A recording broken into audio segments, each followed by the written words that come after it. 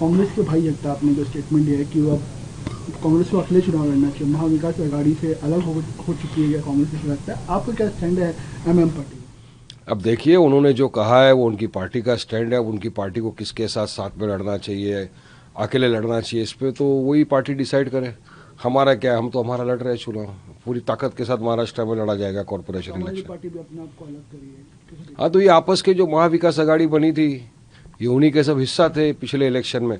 अब इनकी पार्टी का है, इनका लुकआउट है, इनको किस तरह साथ में जाना है, अलग जाना है, तो वो फैसला करेंगे। मैं कौन होता हूँ बोलने वाला उसमें। बात करें अगर पुणे के शनिवार वाड़ा की महिलाओं ने नमाज पढ़ा, अब मामला दर्ज हो चुका है। नीतीश राणे कह रहे हैं कि अगर हम हाजिरी में आके हनुमान चालीसा पढ़े तो क्या?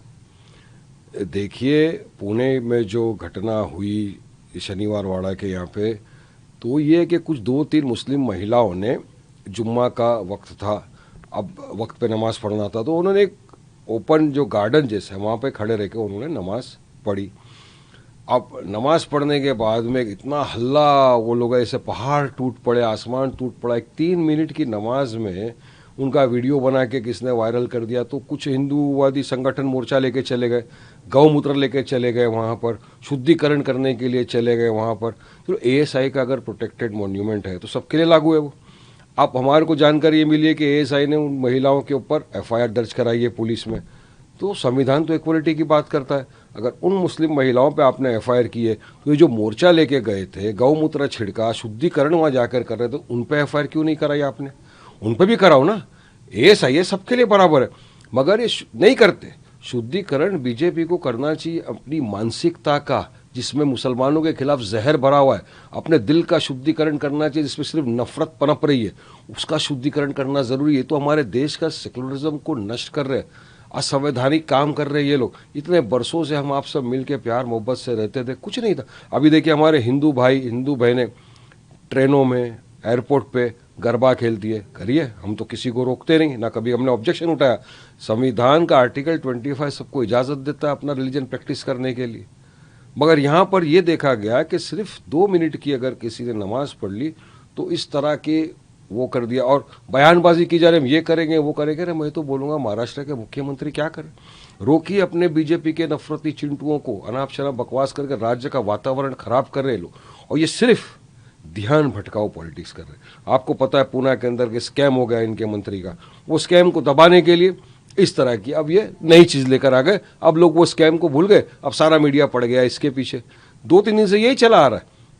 तो बीजेपी की ये टेक्निक है माइंड डाइवर्जन करने की, और ये सब उन लोगों ने सोच समझ के चाल के तहत किया है। वही हम देख रहे हैं, कांग्रेस के जो नेता हैं उन्होंने सवाल उठाया कि इतने अच्छा खिलाड़ी है सरफराज खान, अच्छा खेल रहे हैं, लेकिन उनका सिलेक्शन नहीं होता, उसको लेकर कह रहे हैं कि उनका नाम खान है इसलिए नहीं लेके आऊंगे। असदुद्दीन ओवैसी जी ने भी ट्वीट किया, कैसे देखते हैं? देखिए, असद ओवैसी साहब ने जो ट्वीट किया है वो एक इंडियन एक्सप्रेस पेपर का अखबार था, उसका एक आर्टिकल था, उसमें उन्हें ट्वीट करते हुए सवाल किया है, why isn't Sarfaraz Khan selected even for India ए?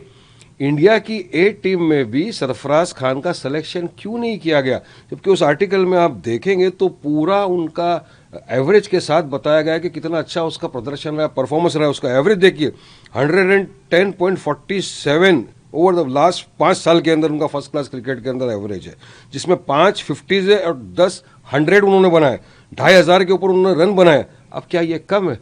तो सिलेक्शन कमेटी का क्राइटेरिया क्या है सिलेक्शन करने के लिए, ये सवाल करते हैं। अब देखिए, पहले इनको का ओवरवेट है, अब उन्होंने 17 किलो वजन अपना कम किया, पूरा फिट है, फिर भी एक यंग टैलेंट को टीम में नहीं लेना जिसका प्रदर्शन इतना अच्छा है, ये बहुत सारे सवाल खड़े करता है। अब देश तो सवाल करेगा, हम भी ये सवाल करेंगे, क्या उसको नाम है उसका सरफराज, सरनेम है उसका खान, क्या ये कोई वजह है जिसकी वजह से उसको टीम में नहीं लिया गया, या और कौन सी वजह हो सकती है? जब आपको पता होगा रोहित शर्मा कैप्टन थे, उनको पूछा गया तुम्हारे 4 बेस्ट सेलिब्रिटी कौन है जिसके साथ आप डिनर पे जाना चाहोगे, तो 4 में उन्होंने सरफराज खान का नाम लिया था कि वो इतना अच्छा खिलाड़ी है। तो एक लड़का जो आगे बढ़ रहा था, आज आप उसको एक अंधेरे टनल के अंदर डाल दिए, उसको नहीं ले रहे हो, तो सब पूरा देश ये जवाब पूछना चाहता है। सिलेक्शन कमेटी को जवाब देना चाहिए कि क्राइटेरिया क्या है आपका सिलेक्शन का, वरना इतने एवरेज वाले को आप नहीं लेके दूसरे को टीम ले रहे हो, तो साफ दर्शाता है कि कुछ तो है राज जिसकी पर्दादारी है। और हमको भी लगता है शायद हो सकता है उसके नाम की वजह से नहीं लिया गया। एक आखिरी सवाल, जिस तरीके से बिहार में इलेक्शन होने वाला, बस चंद दिन बचे हैं, क्या लगता है आपको माहौल क्या है बिहार? देखिए, बिहार का माहौल तो बहुत अच्छा है। हम तो गए थे, हमने तो वहाँ पे बिहार में सीमांचल न्याय यात्रा निकाली, हम और ओवैसी साहब, पूरी बिहार टीम ने। और आप यकीन मानिए, जो लोगों ने मोहब्बतों से, दुआओं से नवाजा, वो तारीफ़ काबिल था, देखने लायक था। लाखों की संख्या में लोग आए, हमारी यात्रा में जुड़े। हमने तकरीबन 40 से ज़्यादा कॉर्नर मीटिंग से की। कॉर्नर मीटिंग हो जाती थी ह्यूज पब्लिक मीटिंग में तब्दील, यानी इतने लोग आए थे और सबका एक ही समर्थन है। अब उनको एक विकल्प के तौर पर मजलिस इत्तेहादुल मुस्लिमीन दिख रही है बिहार की जनता को। इतने बरस सबने अपना वोट लिया, सब इक़्तिदार पे रहे, लेकिन फिर भी बिहार पिछड़ा हुआ क्यों? खास तौर से सीमांचल पिछड़ा हुआ वर्ग क्यों है? तो उनको MIM विकल्प के तौर पर दिख रही है। और हमने वहाँ पे ग्रैंड डेमोक्रेटिक अलायंस बनाया है, जो आज़ाद समाज पार्टी के थे और उन चंद्रशेखर जी, मौर्य जी, उनके साथ में।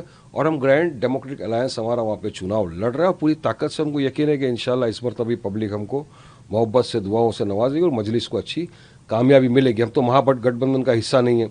हमने तो महागठबंधन को कहा था कि आइए साथ में कंधे से कंधा मिलाकर लड़ेंगे, बीजेपी NDA को हराएंगे, साथ में लड़ेंगे ताकि सेकुलर वोटों का विभाजन ना हो। हमने तो यहाँ तक कहा था, हमारे पार्टी के अख्तर ईमान साहब ने चिट्ठी लिखा, 6 जगह पे अलायंस कर लेते, 6 सीट दे दीजिए, वो भी नहीं माने। तो वो उनकी मर्जी है। नीयत ये दर्शाता है कि वो चाहते नहीं है शायद बीजेपी को हराना, मगर हमारा तो इंटेंशन, नीयत एक ही कि हम बीजेपी को हराएं, NDA को फिर से सत्ता में आने से रोके और हमारे उम्मीदवार भारी से भारी मात्रा के साथ कामयाब होकर बिहार की असेंबली में जाएं।